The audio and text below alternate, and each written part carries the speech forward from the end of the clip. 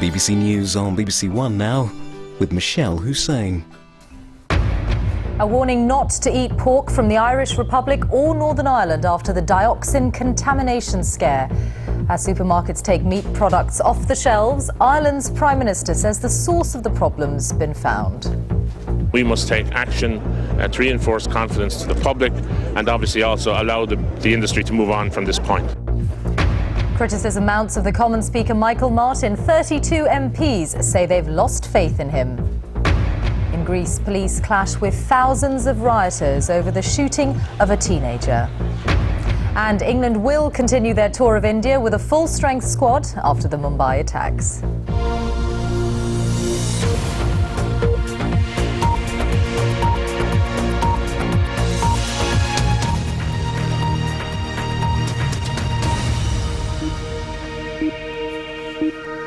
Good evening. The Food Standards Agency has warned against eating pork products from Northern Ireland as well as those from the Irish Republic. It comes after animal feed with potentially harmful dioxins was traced to farms on both sides of the border. There's thought to be little risk to human health, but all major supermarkets in England, Scotland and Wales have removed products containing Irish pork from their shelves. Our Rural Affairs correspondent Jeremy Cook reports.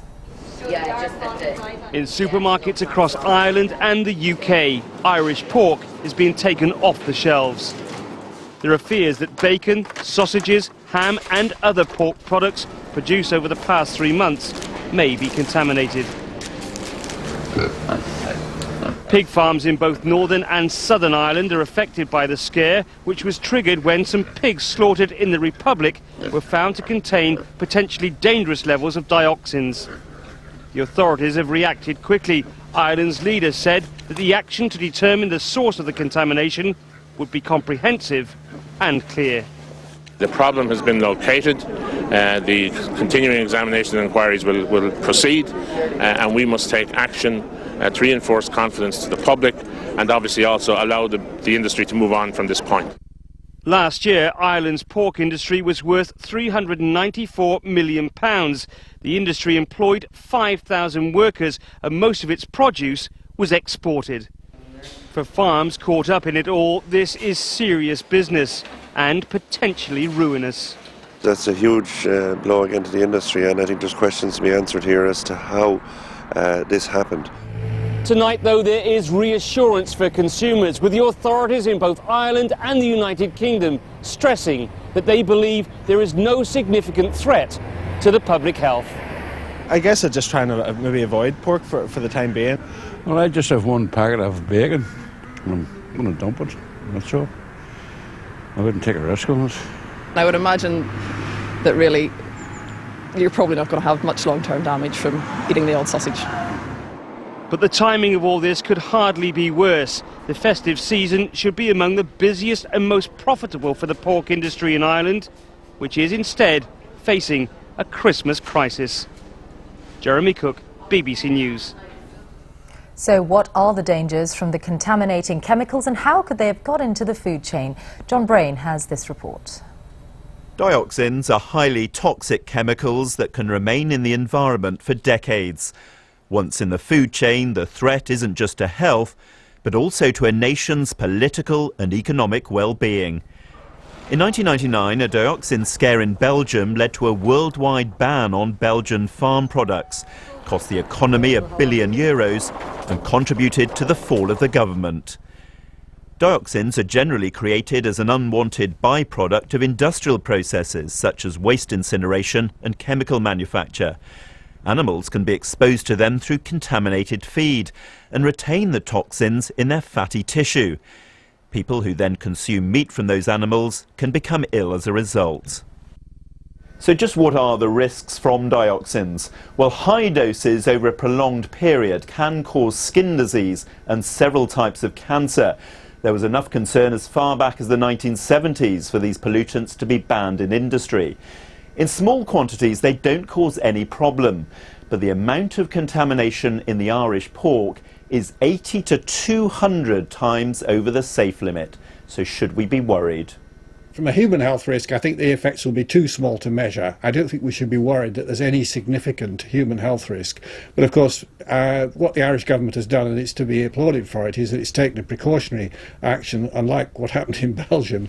While the risks to people may be slight, thousands of pigs will now have to be destroyed. And the Irish government knows it will have to continue acting decisively if this crisis is to be contained. John Brain, BBC News.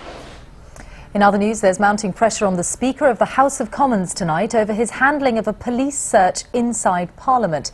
BBC News has found that 32 MPs have lost faith in Michael Martin after the Conservative MP Damien Green's office was searched by detectives. A Commons debate on the incident is scheduled for tomorrow. Our political correspondent Rita Chakrabarti reports. Michael Martin has been under intense pressure for days. He has overall responsibility and power in the Commons, but only with the consent of MPs. Today, the Tory leader stepped up the attack on him by being at best tepid when asked if he still supported the Speaker. I want to have the confidence that we should all have in the Speaker's office and in the Speaker, and that needs to be put right. And do you have that confidence at the moment? Well, as I said, I want to have that confidence.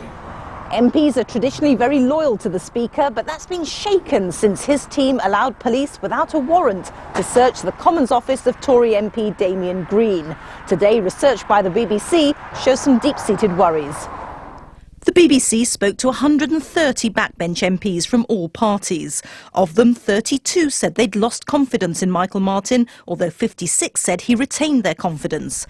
50 of those spoken to believed he was culpable in the arrest of Mr Green and the search of his parliamentary office, with 36 disagreeing. And a man with close working knowledge of the job thinks it could be time for him to stand down. I think he ought to frankly recognise that most speakers do about 8 years. You know, we're all human. We make mistakes. In my judgment, he has made a mistake, and a very big mistake. And I think you go out with a degree of dignity then. But a senior minister defended him. On the basis of my experience, I do have confidence in the Speaker. And I have to say, I don't think it's sensible for MPs or ministers or leaders of the opposition to make these kind of comments. Speaker Martin has always divided opinion, some feeling he's not up to the job, others saying that's snobbery, contempt for his working-class Glasgow roots. Whatever the truth, he now has a real crisis on his hands. Rita Chakrabarti, BBC News, Westminster. Heavily armed insurgents have stormed a transport depot in Pakistan used for supplying US forces in Afghanistan. More than 100 trucks are thought to have been destroyed. They were based just outside the city of Peshawar in northwestern Pakistan and are reported to have been carrying Humvee combat vehicles and other military equipment. Reports say as many as 200 insurgents armed with guns and rockets took part in the raid. Greece is in the midst of the worst unrest for several years, with clashes between police and demonstrators continuing for a second day. The spark was a teenage boy being shot dead by officers in Athens, but the violence has spread to several other cities as well as to the islands of Crete and Corfu. 2 police officers have now been arrested in connection with the shooting. Malcolm Brabant reports from Athens. The violence returned to Athens for a second successive day during a march to the police headquarters to protest against the killing. The demonstrators vented their anger on the police, but also on businesses lining the route.